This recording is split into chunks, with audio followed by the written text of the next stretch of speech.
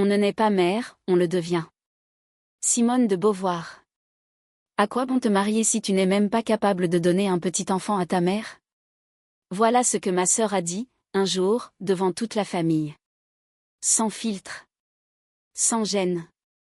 Et le pire? Ce n'est pas qu'elle l'a dit. C'est que personne ne l'a arrêtée. J'étais là, à cette table, 45 ans, mariée depuis 10 ans, un sourire crispé sur les lèvres, tenant ma tasse de thé avec des mains qui tremblaient légèrement. Ma mère a baissé les yeux. Mon père s'est raclé la gorge. Et tout le monde est passé au fromage. Je me suis sentie transparente. Pas seulement stérile. Invisible.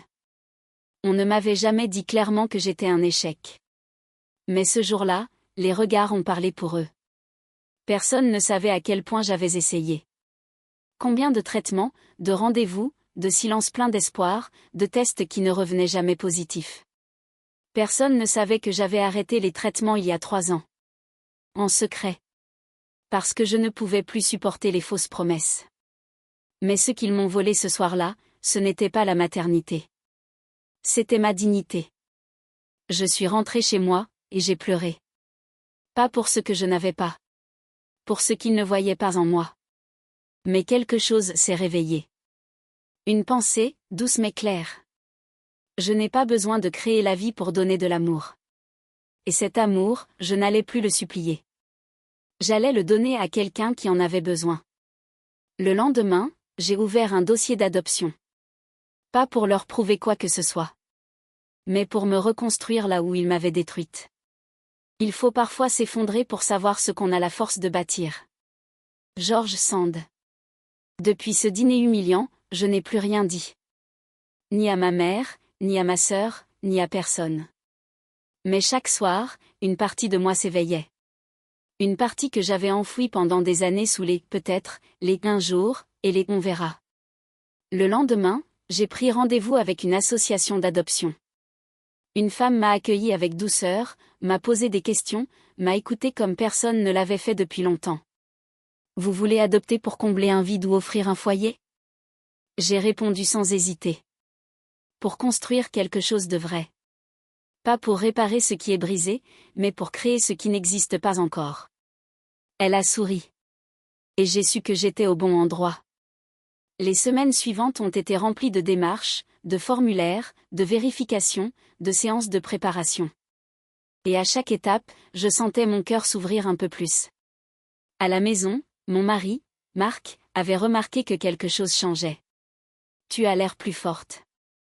Plus sereine. Tu veux m'en parler? Je l'ai regardé dans les yeux. Et pour la première fois depuis longtemps, j'ai dit la vérité, entière. Je veux adopter. Avec toi ou sans toi. Il m'a pris la main. Alors ce sera avec moi. Pendant ce temps, ma sœur continuait ses commentaires. Toujours rien à l'horizon? T'as pensé au chien, au moins?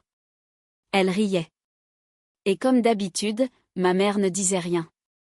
Mais ce qu'elles ignoraient, c'est que pendant qu'elle riait, moi je construisais. Pendant qu'elle méprisait, moi je mûrissais. Un soir, alors que je pliais du linge, mon téléphone a sonné. Numéro inconnu. Bonjour Madame Lemoine. Nous avons une petite fille de 3 ans.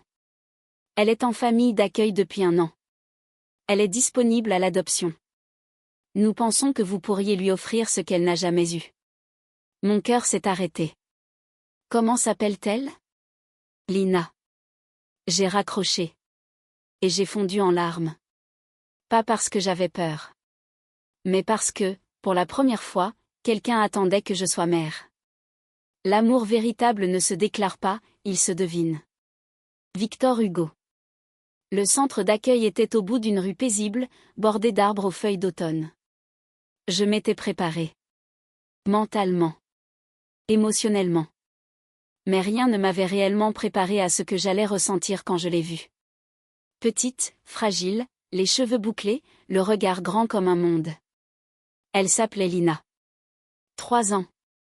Presque silencieuse. Elle m'a fixée avec une intensité troublante. Pas de peur. Pas de joie non plus. Juste, une attente. Je me suis accroupie, lentement. Bonjour, Lina. Je m'appelle Claire. Elle n'a pas répondu. Mais elle ne m'a pas quitté des yeux. Elle tenait une peluche usée contre elle, et je l'ai regardée comme on regarde une vérité qu'on a longtemps cherchée. Nous avons passé 1 heure ensemble. Puis 2. On a dessiné, mangé des biscuits, lu un petit livre. Elle ne parlait pas beaucoup. Mais à un moment, elle m'a pris la main. Et là, j'ai su. J'ai su que c'était elle. Que c'était nous. Le soir, en rentrant chez moi, Marc m'attendait avec 2 tasses de chocolat chaud. Alors? Je n'ai pas réussi à parler tout de suite. Juste un sourire. Et un mot. Elle. On ne parlait plus d'idées, d'attentes ou de procédures.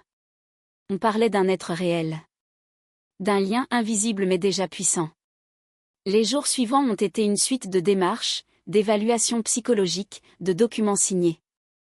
Chaque papier me rapprochait d'elle. Chaque question posée me faisait l'aimer davantage. Et pendant ce temps-là, ma famille? Toujours la même. Ma sœur m'a appelé pour organiser le déjeuner du dimanche. Tu peux ramener une salade. Et toi, t'as toujours pas de bébé surprise à annoncer? J'ai ri. Doucement. Pas avec amertume. Avec liberté. Tu verras bien. Et elle n'a pas compris. Elle ne comprenait jamais. Mais ce n'était plus grave. Un jeudi, l'appel est venu. Madame Lemoine, la juge a validé l'adoption. Vous pouvez venir chercher Lina samedi matin. Je suis restée figée. C'était réel. J'allais devenir mère. Pas à la manière dont il l'aurait voulu. Mais à la manière dont Lina en avait besoin. Et moi aussi. On ne donne pas la vie qu'en la portant. On la donne aussi en la tenant par la main. George Sand. Le samedi matin, j'ai pris la route avec le cœur battant. La voiture était silencieuse. Pas parce qu'il n'y avait rien à dire, mais parce que tout ce qui comptait était sur le point de commencer. Quand Lina est sortie du centre, elle avait son petit sac sur le dos et sa peluche serrée contre elle. Pas un mot. Juste un regard, aussi profond que le silence d'avant une symphonie. Je me suis agenouillée, comme la première fois. Tu es prête à venir chez moi? Elle a hoché la tête. Et doucement, elle a tendu la main. Nous sommes rentrés ensemble. À la maison, Marc avait préparé la chambre. Des livres, un lit tout doux, une guirlande lumineuse en forme d'étoile. Tout était simple, mais rempli d'intention. Lina n'a rien dit.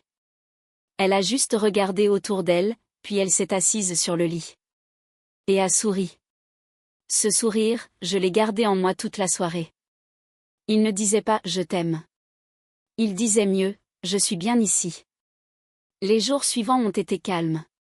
Fait de petits rituels, un chocolat chaud le matin, une histoire avant de dormir, des silences partagés.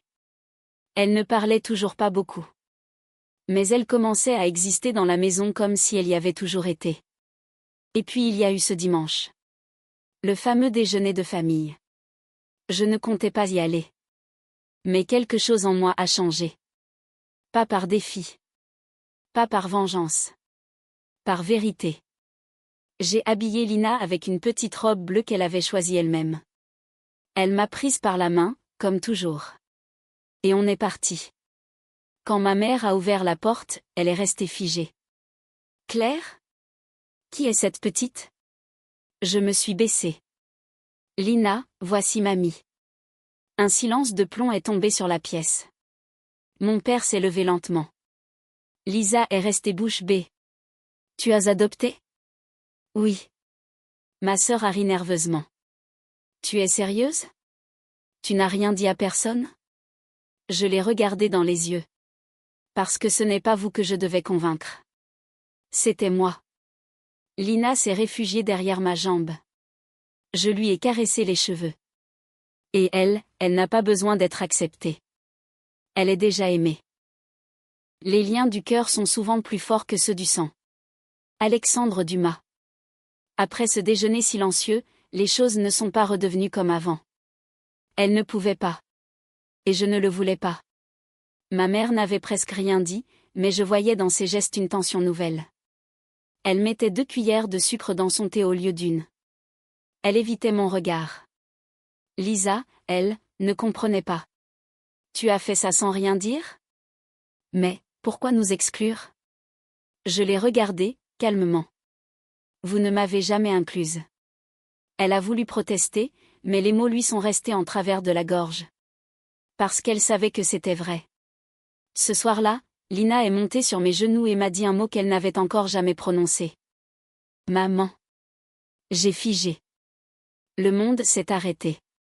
C'était sorti sans pression. Sans moment solennel. Juste, naturellement. Je l'ai serrée dans mes bras, et pour la première fois de ma vie, je me suis sentie totalement légitime. Mère, sans condition. Le lendemain, ma mère m'a appelée. Est-ce que je peux venir vous voir? J'ai hésité. Puis j'ai dit oui. Elle est arrivée avec un petit sac à la main. À l'intérieur, une peluche ancienne, celle que j'avais quand j'étais enfant. Je me suis dit que Lina aimerait peut-être. Elle n'a pas terminé sa phrase. Mais elle m'a tendu la peluche, et j'ai vu, dans son regard, la fissure. Ce n'était pas une acceptation éclatante. Mais c'était une brèche. Une ouverture. Lina l'a prise timidement, puis s'est réfugiée dans ma chambre. Ma mère est restée là, debout, mal à l'aise. Je ne sais pas comment me comporter. Je croyais que tu avais tourné la page. Je l'ai regardée sans colère. Non, maman. J'ai écrit une nouvelle page. Et cette fois, c'est moi qui tiens le stylo. Elle s'est assise. Elle a regardé autour d'elle. C'est calme, ici. C'est chez moi. Et, elle est bien, ta fille? Elle est mieux que ça. Elle est chez elle. Rien n'est plus fort qu'une femme qui n'attend plus la permission d'exister. Colette. Depuis la visite de ma mère, quelque chose avait changé dans l'air. Elle ne disait pas les bons mots, mais elle faisait de petits gestes. Un message, est-ce que Lina aime les histoires? Une question, je peux lui acheter un livre? Je répondais toujours simplement. Sans ironie. Sans revanche. Oui. Elle aime quand on lui lit avant de dormir. Lisa, de son côté, était plus fermée. Elle oscillait entre gêne et moquerie mal dissimulée. C'est bizarre quand même, de devenir mère à ton âge. Je n'ai pas répondu. Pas cette fois. Parce que Lina m'avait dit autre chose, la veille. En me serrant la main au marché, elle avait levé les yeux vers moi. Toi, tu es une vraie maman. C'était tout ce que j'avais besoin d'entendre. Mais ce calme apparent a été bousculé par un appel. Ma mère m'a contactée, voix tremblante. Ton père veut vous voir. Je n'ai pas su quoi répondre. Lui, il était resté silencieux. Immuable. Distant. Mais j'ai accepté. Nous sommes allés tous les 3 chez eux un dimanche après-midi. Lina portait une salopette qu'elle adorait. Elle tenait ma main comme si c'était une encre. Quand mon père l'a vue, il est resté figé. Pas froid, mais figé. Il avait toujours eu du mal avec l'inattendu. Il s'est accroupi à son niveau. Bonjour Lina. Tu aimes les puzzles? Elle a hoché la tête. Il a souri. Rien de spectaculaire. Rien de magique. Mais assez pour fissurer un mur qui me paraissait infranchissable depuis 30 ans. Après le goûter, il m'a prise à part. Tu sais, on ne t'a jamais empêché d'avoir une famille. On croyait que tu ne voulais pas. Je l'ai regardé sans détour. Non. Vous avez cru que j'avais échoué. Et vous ne m'avez pas tendu la main. Il a baissé les yeux. Et maintenant? Maintenant, j'ai une fille. Et vous, vous avez une deuxième chance. À vous de voir ce que vous en faites. Ce que l'on construit avec amour ne se défait pas avec le silence. Paul Éluard. Le printemps s'installait doucement. Lina découvrait le monde comme une toile blanche, chaque promenade, chaque fleur, chaque mot nouveau était une aventure. Et moi, je découvrais quelque chose d'encore plus bouleversant, la stabilité. Un matin, Lina est revenue de l'école avec un petit carton coloré dans la main. C'est mon invitation pour la fête de l'école. Tu viens, maman? Je l'ai serré dans mes bras. Évidemment que je viens. Ce que je n'avais pas prévu, c'est qu'elle avait aussi invité mes parents. Elle leur avait glissé une carte sans me le dire. Parce que c'est aussi mes grands-parents, non? Je n'ai pas eu le cœur de lui expliquer que l'amour, parfois, ne va pas aussi vite que les gestes. Alors j'ai attendu. Curieuse. Inquiète. Et le jour de la fête, ils sont venus. Mon père en veste beige, ma mère avec une barrette ancienne dans les cheveux. Ils étaient maladroits, un peu nerveux. Mais ils étaient là. Lina a chanté, dansé, ri. Elle a levé la main pour me saluer, puis a couru vers mes parents pour leur montrer son dessin. C'est vous. Et là, c'est moi. On est ensemble. Mon père a regardé le papier, puis Lina, puis moi. Et il a dit. C'est très beau, ma petite. Merci. Ma mère, elle, avait les yeux humides. Après la fête, on s'est retrouvés autour d'un goûter dans le jardin de l'école. Lisa était là aussi, en retrait. Elle m'a lancé. Tu nous pardonnes déjà? Je l'ai regardé calmement. Je ne suis pas là pour punir. Je suis là pour élever. Lina, et moi-même. Elle a baissé la tête. Tu as changé. Non. J'ai enfin enlevé ce que je n'étais pas. Ce soir-là, en rentrant, Lina m'a demandé. Tu crois qu'ils vont revenir? Je lui ai caressé les cheveux. Peut-être. Mais s'ils ne le font pas, on restera assez, toi et moi. Elle a souri, et m'a dit. Tu sais, je t'ai attendu longtemps. Mais maintenant que t'es là, j'ai plus peur. Ce n'est pas en criant sa souffrance qu'on guérit, mais en lui donnant un sens. Albert Camus. Cela faisait bientôt 1 an que Lina était entrée dans ma vie. 1 an de petits pas, de grandes découvertes. De silence devenu confiance. De gestes devenus amour. Elle avait grandi. Plus sûre d'elle. Plus bavarde. Et surtout, plus rieuse. Un matin de juin, j'ai reçu un mail inattendu. Le rectorat m'invitait à venir témoigner lors d'un colloque sur l'adoption tardive et les nouvelles formes de parentalité. J'ai hésité. Puis j'ai dit oui. Le jour de l'événement, j'ai emmené Lina avec moi. Elle avait préparé un petit badge sur lequel elle avait écrit « Fière de ma maman Claire ».